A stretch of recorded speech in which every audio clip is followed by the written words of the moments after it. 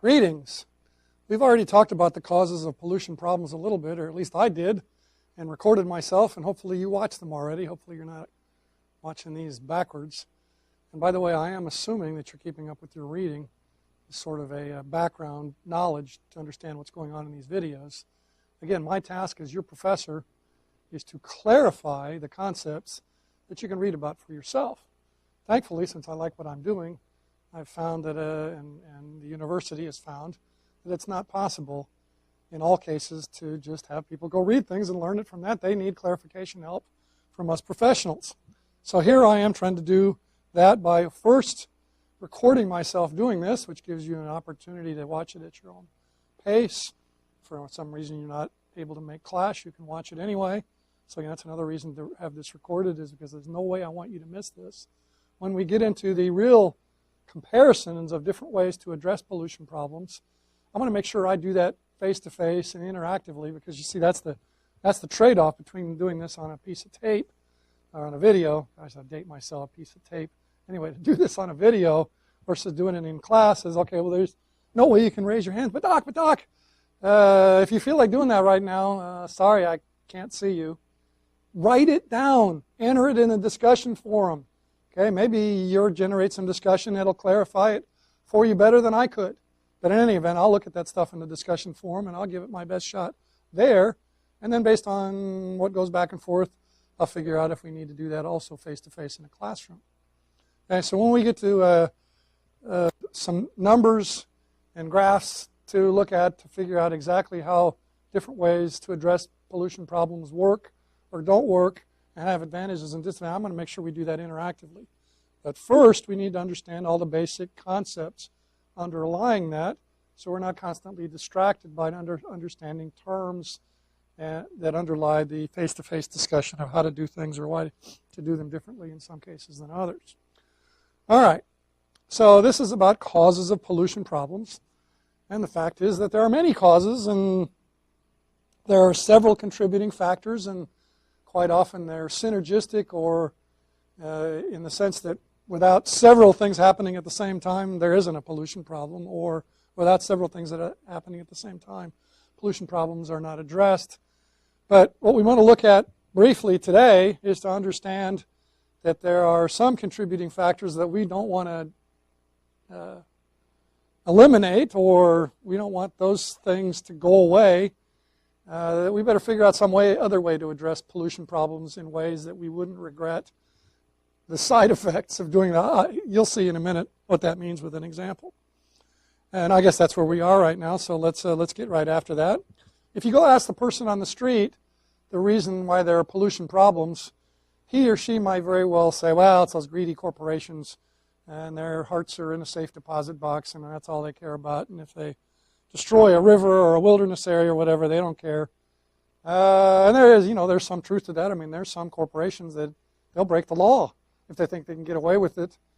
But most of them, no, they'll follow the law. And yeah, they're in business to make a profit, and they make a bigger profit if when they follow the law, they do whatever it is they can do as cheaply as possible.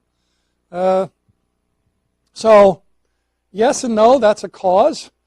Corporations trying to maximize profit, minimize cost. And frankly, that's one of the reasons that we're a really wealthy country. And maybe we better not tamper with that element, namely the incentive to minimize cost and maximize profit. Maybe we can work within those constraints and maybe work within them better than any other way we could proceed to eliminate the pollution problems. And let me bring you back to our intro overview and remind you that a pollution problem has two causes. Pollution is defined as emissions that yield uncompensated damages. So a pollution problem is addressed by some combination of reducing damages and providing compensation. And remember that a policy-relevant pollution problem is one in which it's worth doing something about the pollution problem, given that passing laws and creating bureaus and government officials in charge of doing something is costly, both to our taxes and to our liberties. Okay, so we want to address pollution problems without undermining cost minimization pressures And likewise, competition, which is another driving force in underlying cost minimization, that's something I think we want to keep too. We don't want a bunch of monopolies out there or centrally planned industries run by the government just because there happens to be some emissions as a side effect of them making their products like automobiles and electricity and such. So we would like to keep it competitive and keep businesses interested in minimizing cost, but we want to discourage shifting costs to other people, right? That's kind of what uncompensated damage means. We want to internalize costs that businesses, for whatever reason, are able to shift to others, perhaps because the place where they deposit their wastes is not effectively owned or adequately priced.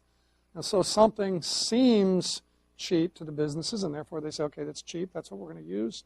We have to, in a competitive environment, to survive, do what we can legally as cheaply as possible. So maybe we better change the rules of the game so that they can't use unowned and unpriced or underpriced resources in a way that shifts the costs of their business on to other people. Uncompensated damage. Okay, so how might we get the problem of unclearly defined, unenforced, inadequate property rights, right? Which is what's going on, right? If somebody dumps waste in your front yard, that's pretty well-defined property right, and you can go after them and stop them. Okay, but if somebody deposits wastes out of a smokestack in the air that everybody breathes, absent some law that we didn't think we needed until the 1970s, there was no ownership of that, and that was just, other than the cost of building the smokestack, that was a free place to dump your waste. And if you were in business in a competitive market, you know, if you didn't do it that way and your competitors did, you might not survive. And so there goes your altruistic, you know, that cruddy stuff and it doesn't smell so good. Gets on my clothesline. Maybe I shouldn't put that stuff in my smokestack. Oh, but that would cost millions of dollars to prevent that from happening. And absent some law, my competitors don't have to do it. I'm at a cost disadvantage to them. Well, doggone it, I sure would like to not put that stuff in the air, but to have any other outcome than losing my business, I guess I better. Okay, so unclear property rights, something that's artificially cheap as a dump for bad things, or maybe the resource, we're talking natural resources rather than the environment. Maybe it's easy to take something because, like a deer, the ownership of it isn't defined until it's on someone's property, and or it's been claimed by somebody with a bullet or an arrow, that maybe too many of them are taken until we have hunting licenses. See, hunting licenses and private property, where you can have to pay to go hunt, privatizes access to the deer, and a hunting licenses are finite, so that not more deer are taken than the Game and Fish Department, Fish and Game Department, depending on what state you live in, can limit the harvesting of that resource to that which is sustainable over time. All right, so, and another issue that comes up in why we end up with uncompensated damages is sometimes it's hard to figure out who to blame. And therefore, even though your property right might be clearly defined, it's not obvious what the source is, and maybe many of you are affected by the same source, and so it's unclear how to agree on how to sue somebody in the courts to stop them. And so we have a struggle to assign blame, and then what we have also the possibility, what economists call transaction costs, that undermine using the legal system to prosecute those who damage others without permission or without compensation. So in terms of pollution versus pollution problems, as technology advances, pollution versus pollution problems versus policy relevant pollution problems, as technology advances, more and more often we figure out ways to allow those damaged by others to assert their property rights in the legal system, and then we can do that as opposed to turning the government loose on them, new government agencies, the EPA, the TNRCC in Texas. For those of you who don't remember what that alphabet soup stands for, EPA is Environmental Protection Agency for the feds, TNRCC here in Texas is the Texas Natural Resource Conservation Commission. Sometimes it would be better just to keep them out of it. And so, for example, if we tag emissions with certain markers, put stuff in the coal or oil that firms burn, we can figure out who is impacted by those emissions. That's stuff from your smokestack. You're damaging me.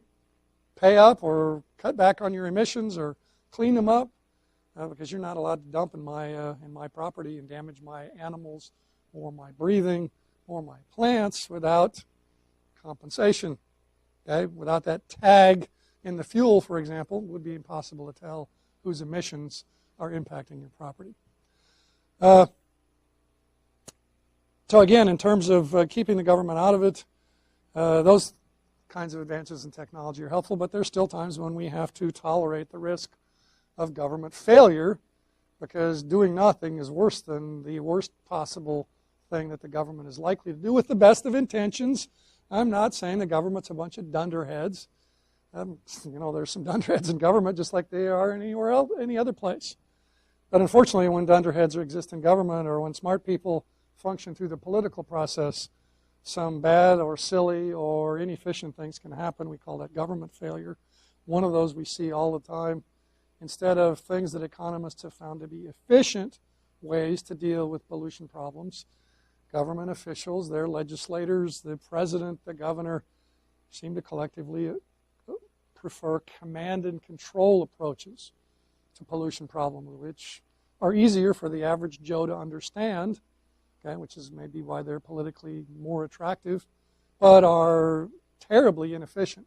We can tell that, by the way, when we look at things like the climate change or global warming debate, where what's on the table are efficient approaches. Okay, for example, cap and trade, which we'll get into later on, or carbon taxes. Those are cost-minimizing approaches to the climate change / global warming concern. They're still expensive. Cost minimizing doesn't mean cheap, but everybody pretty much recognizes that a command and control approach to climate change / global warming would be unconscionably more expensive than the more efficient approach, and so it's off the table. Whereas for smaller scale, smaller potato stuff that exists locally or maybe a little more than locally, it's still on the table. Command and control approaches are still there, and government officials have shown themselves willing, if the price tag isn't too terribly high in terms of higher efficiency, which they're not going to come out and say, oh, well, we did this even though it's less efficient.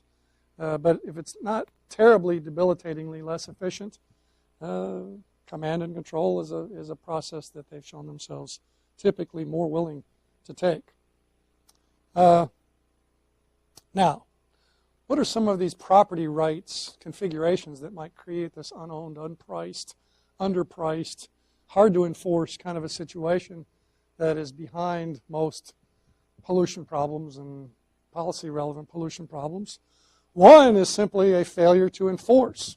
So in other words, you might make a claim that somebody is damaging you, and by those little markers in the fuel, say, hey, this stuff shows that Joe Blow, a couple miles from here is responsible for my grass drying up and dying, and so my cattle can't eat, and so my farm is down the tubes, and make Joe Blow pay up for the damages he's causing me.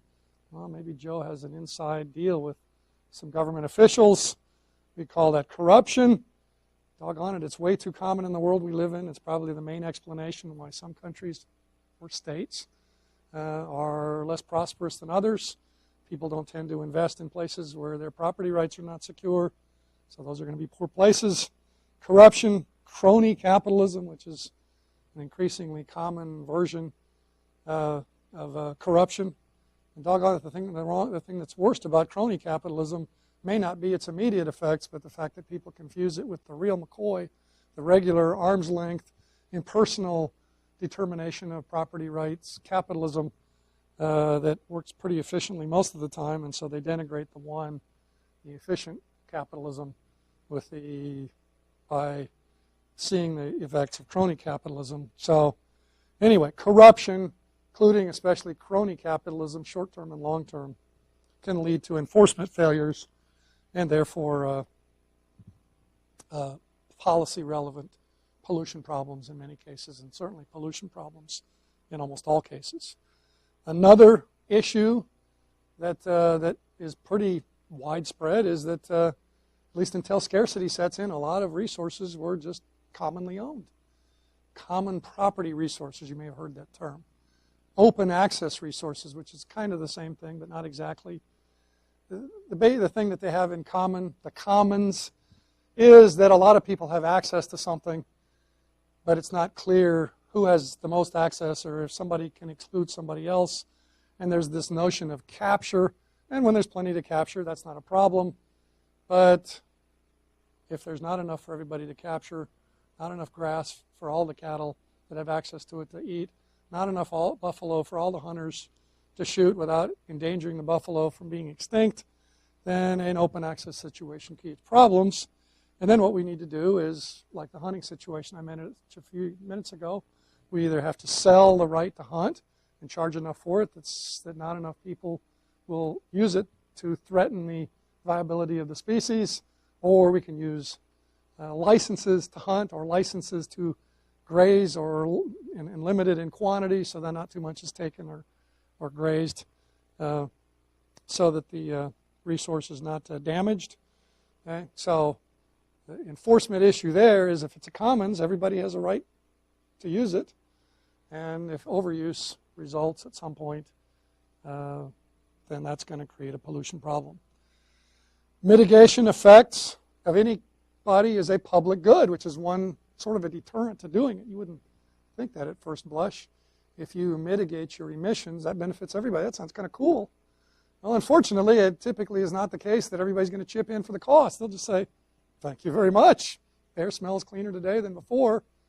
And so you bear 100% of the expense, and you only get some little fraction of the population share of the benefits. Now, that's not a good recipe for getting people to do that. So once again, as with all public goods, maybe you need to finance it through taxes, right? Pay for the mitigation in a way that everybody has to pay so that we collect enough to do that, and so everybody shares in the costs and benefits equally. And then, the main pollution problem source is simply that some things like moving air and moving water have typically been common access resources, and they're unowned and unpriced because for gazillions of years they were not scarce in their ability to process wastes. And suddenly, now that there's 7 billion of us on Earth and 320 or so of us here in the United States, suddenly now the waste disposal services of the environment are scarce, okay, so that there is damage done from the emissions reaching a level that's more than can be costlessly processed. And so now these unintended side effects of economic activity that previously had been too low a dose to be damaging, now they are. And so now we better get after thinking about how that resource, the waste disposal capacity of the environment, should be owned by somebody, maybe the government, to sell or rent access to it, or somehow privatized down to the individual level so that we can have markets and trade at posted prices to allocate the resource to the highest bidder. All right. Now, one of the things other reasons that I wanted to do with this video is, you're wondering why this has been standing here and I haven't done anything with it. Well, I didn't want to interrupt myself to shuffle around a bunch of things and look like a Keystone Cop when I knock over my kind of fragile easel here. So one of the things that I wanted to do is I want to show you some numbers and how you process them so that later when we look at a similar set of numbers and just, I don't know, beat the heck out of it now, but mine the heck out of it for all kinds of insights, that if that interactive session written on the wind at which your note-taking may be imperfect, and the reason that you're not getting something is some fundamentals about processing numbers. You can go back to this video. You say something about those numbers. I'm just not getting why. Why is he going to here and adding that number to that number? I just don't get it. That's the purpose for what's coming up here on this easel here next to me. You'll have that ability to go back to that and say, oh, that's how marginal costs come from total costs. By the way, you have from the first video where the marginal benefit, or the total benefit and marginal benefit are related and how the total cost and marginal costs are related. In a graph, you have that. Okay, so that's nice, and yeah, okay, yeah, that line goes down because that one goes up at an increasing or decreasing rate, and that line goes up, the MC, because the total cost goes up at an increase. Oh, that's great, but that doesn't help sometimes in figuring out why marginal costs come from total cost in a certain way when it comes to numbers. So let me fidget here for just a second. In removing sheets of paper, I've got some junk up here from another recording that I didn't want to distract you, so I covered it. So there that goes, and it can fall on the ground, and that's fine. I'll pick it up later. I know somebody's thinking, that's litter. No, no, it'll be taken care of. I will not impose any uncompensated damages on others, getting other people to see. Here's that thing about total benefits, total costs. Okay, so that was there. That was last video. All right, so now here we have something where here's my sheet that I used to cover distracting, irrelevant things. And so let me get this back out of here and cover up this upper stuff, which is for a different class, and focus your attention on just the lower thing, which is going to look identical to a table. It's in one of your learning modules. Different numbers, but and we're not going to do as much with them today because we're just going to do basic stuff so you can comprehend how to do all the other stuff with that example. Okay, so see here we have A, B, and C. I don't know if you can see these letters in video land. A, B, B, C, C. A, B, and C refer to different firms. Firm A, Firm B, and Firm C. And we're assuming these are polluting firms. And the EPA or the TNRCC has gone to the trouble, and then the firm perhaps itself has gone to the trouble to figure out the total cost of emission reduction at different levels. That's what Q stands for, emission reduction at different levels. So for example, the total cost of reducing emissions by 1 unit over what they otherwise would be $30 to Firm A. And to reduce emissions by 2 units from what they would otherwise be for Firm A would be $65 and so on. Okay, so these numbers go up at an increasing rate. So just like that graph I had here a minute that I just flipped over, the marginal cost is going to go up. See, here it does that. Okay, and likewise for these others. Marginal costs typically go up because total costs, especially for emission reduction, typically increases. And by the way, oops, I'm scratching my chest because a minute ago I had a marker there and I put it down. Move over here. Quite often, I'm not going to use the Q for this, but because you're familiar with that, I decided to do that here at first. We're going to use the letter A in place of this at times. So again, this presentation is sort of a transition to get you to think in terms of quantity, yes, quantity of emission reduction effort. Okay, but another way of thinking about that is emission or pollution abatement. Okay, A for abatement. So if the next time you see this, the letter A is there, and we're talking about abatement, it's the same thing. Okay, so we need to make that transition for familiar things, Q for quantity, to the quantity of a good, which is emission reduction. Okay, so, and sometimes, by the way, if you look at textbooks, including your own at times, the quantity will be of emissions rather than emission reduction. I don't agree with that. No textbook is perfect from any professor's estimation. We want to talk like we almost always do in economics about the marginal costs of a good. Abatement, reducing emissions is a good, a costly good, but a good. The quantity of emission reduction is a good. Okay, so we've got all that out of the way and you've got it recorded so you can go back to it when you go, what's abatement and what's going on? Go back to the end of this video because we're going to do this and that's going to be the end of this particular recording.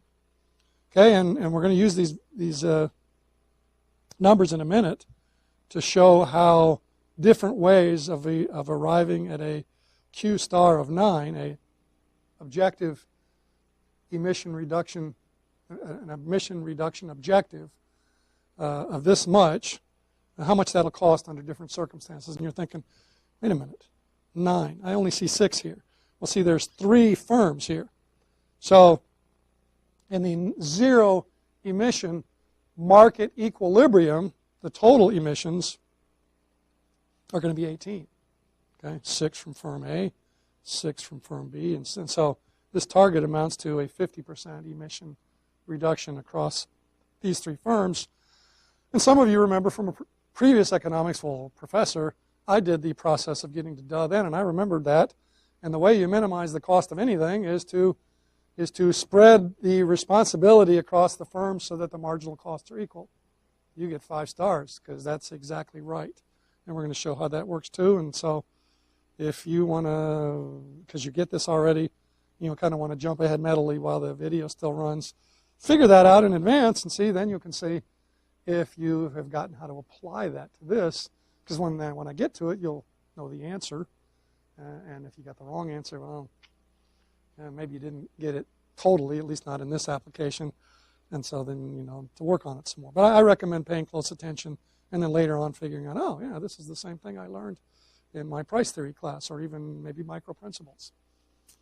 Okay, so the first thing that we absolutely positively need to do for you to have any chance of understanding what we're going to spend weeks doing starting next week is how the MC column comes from the TC column.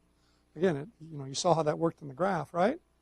So how does it work here? Where does this 30 come from? Well, the change in the total cost, which is what marginal cost is from doing nothing to doing 1, is the change in the total cost from 0. I know there's not a 0 here, but cost of doing 0 of something is usually 0, especially in the long run. The short run, maybe not, depending on exactly what you mean.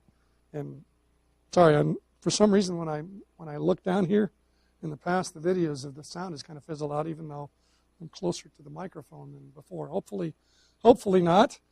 I'll elevate the voice just in case. I lose focus on that occasionally, that a microphone is needed here where it's not needed in a classroom. All right, so in each case, doing marginal means doing some subtracting. It means finding the change in the total cost when we do one more unit of something. So where does this 35 come from? It comes from the fact that going from Q is equal to 1 to Q is equal to 2 for firm A increases the total cost from 30 to 65, a total of $35. Okay, so I think most of you have gotten where all these numbers come from just for that. Just to make sure, and let's just look at firm B then. For firm B to increase its emission reduction effort from 1 to 2 increases its total costs from $48 to $102, a change of 54. 102 minus 48 is 54. Okay, and by the way, if you look at these numbers and think in terms of emission reduction, what you see is what you see in the real world. The firms differ in their ability, okay, and what it'll cost them to further reduce their emissions. Okay, some firms are more efficient than others. Now think about that from a command and control perspective. It would be nice to impose upon, by force, that's what the government is, more emission reduction responsibility on those who produce that effort the cheapest. But imagine yourself being a firm, and for some reason you're the firm that lowers its emissions at the lowest cost per unit compared to your other firms. The government says, hey, since you're able to do this pretty cheaply, I'm going to make you do it. I'm going to make you spend more money on emission reduction because we get more total emission reduction from you per dollar than maybe your even competitors or maybe just firms that produce other things. You're saying, wait a minute, what gives here? Because I figured out a way to do it efficiently, I'm going to be put at a disadvantage against my rivals, made to do more. Hey, oops, I've dated myself again. I'm dialing the phone. Saying, wait a minute, dialing a phone? Yeah, if you're old enough, that's how you used to, instead of pushing the buttons. Anyway, you pick up the phone, cell phone, push the buttons, and you call up your lawyer and you say, the government is about to make me do something or try to make me do something. I want you to stop them because it seems like arbitrary and capricious treatment. It's sort of legal lingo. And anyway, so the EPA started out trying to do this way back in the 70s. It made some sense from an economic perspective to squeeze the emission reductions from where it was the cheapest, but it looks unfair. And so a lot of things get tied up in court forever and said, now, maybe we better listen to what we remember from political science, namely that the appearance of fairness is of paramount importance and do whatever it takes. Efficiency, ouch, might be a victim, but oh well, we'll get things done at least. Cost a little more, we'll get things done. Let's by all means look fair. So fairness, let's just figure that out right away. Fairness in this case would mean, okay, each of these three firms is going to reduce their emissions by 3 units. So that would cost firm A $105. That would cost firm B $162. And that would cost firm C $195. And if you add those three things, that's called the resource cost. What it costs the firms to cause fewer emissions to come out of their tailpipes, smokestacks, effluent pipe into the river, depending on what their emissions are. Okay, 105 plus 162 plus 195. And I'll do the math for you. That adds to 462. 462. Whoops. 462. Okay, so keep that in mind. Now that we've recognized that these are marginal costs, and you may or may not remember that equal marginal cost principle, let's see how we arrive at that result by an efficient market mechanism. Namely, the government has now claimed the ownership of the waste disposal services of the environment and said, the environment can tolerate 9 emissions, right? 18 is what's going on in the pre-intervention free market equilibrium. We want to reduce the emissions by 9. Sorry, I should have picked something with fewer 9s involved. We want to reduce the emissions by 9, which in this case means reducing them from 18 down to 9. And one way to do that would be to charge just enough so that firms wouldn't want to emit more than 9. Okay? If we make it more expensive to release emissions, right? Some emissions will be cheaper to not release than to release. Okay? The firms are going to do a marginal analysis of, is it cheaper to pay the fee the government's going to charge for the use of its waste disposal services? Okay? Or is it cheaper to reduce the emissions and not pay the fee? Okay, so let me kind of cut straight to the chase here, because I know the answer, and we'll find out when we go through this with the other example that I'm trying to prepare you for, that it's an iterative process of deciding exactly what the fee should be. But in this case, suppose I know what the answer is, and I say, let's suppose it's 56. That's the answer. A $56 per unit charge per unit of emissions will cause the emission level to drop from 18 to 9, which means it will drop by 9 from 18 to 9. Okay, so let's see how these firms would behave if faced with a price tag of $56 per unit of emission going out their smokestack. Pretend it's air emissions. All right, so firm 1 is saying, hey, the first one costs me $30. Okay, getting from 0 emission reduction to 1. That saves me $56 check that I've got to write for that if it goes out my smokestack. Duh, right? It's cheaper to the firm, that greedy corporate firm maximizing profit, rational in terms of economics, saying, hey, it's cheaper to reduce my emissions, that 1 for sure, compared to paying what it would cost to go out the smokestack. Okay, and so on all the way down the line, all the way through 100% emission reductions. Every one of these has an additional cost, right? 35 is less than 56. Let me write down so you don't lose track. Suppose, well, that's my rear end showing there. Let me bend down. Oops, I picked up a marker that is out of ink. A technical difficulty that hopefully we can solve with this other marker.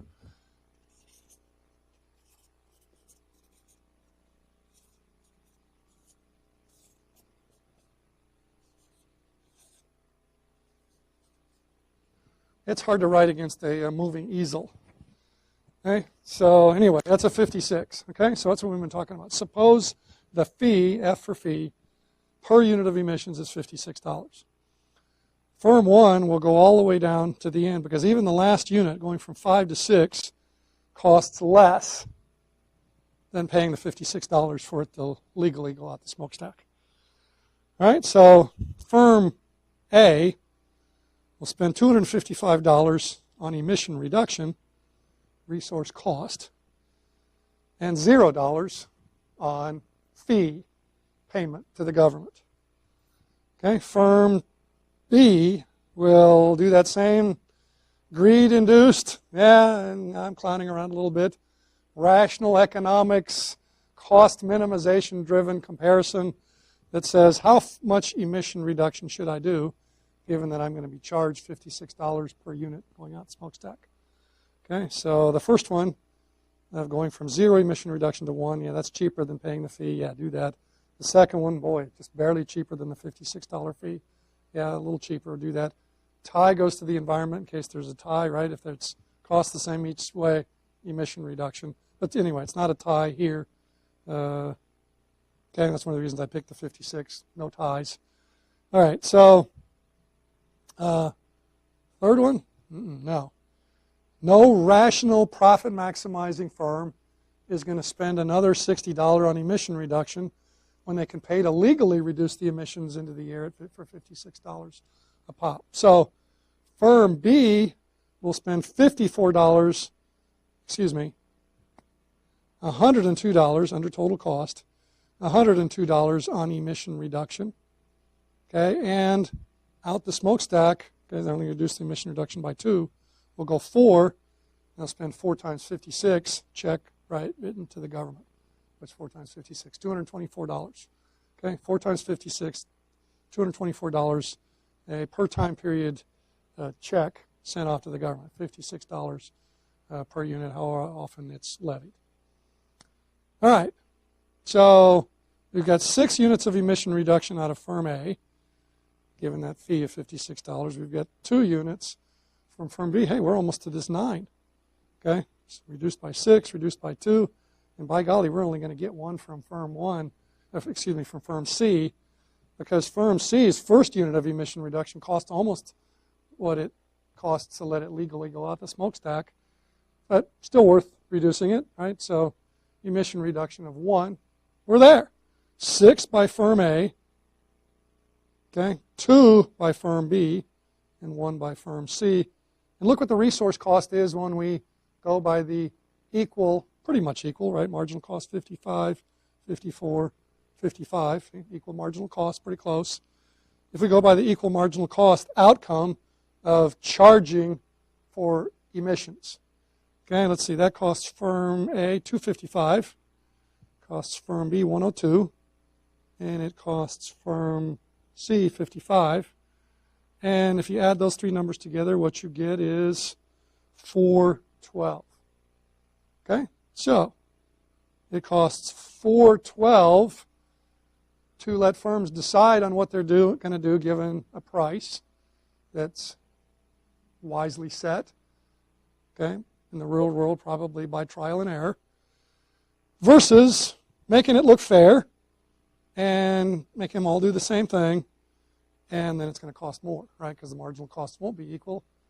And in the real world, the differences are going to be a lot different than $462 by doing it the fair way, what looks fair, versus doing it the efficient way. In the real world, it's probably a factor of 2 or 3 times more expensive, because the firms differ in the real world in terms of their ability to reduce emissions by a lot more than this made-up example shows. All righty, you are ready to go, and the next time we will see each other face to face. Okay, and we'll be able to go through some of this stuff. Well, first of all, we'll field your questions. I'll look online and see what you posted there, and then in addition to that, we'll field your questions, and then we'll move on. Let's not build on a mushy foundation. So let's not move on until we do answer all your questions.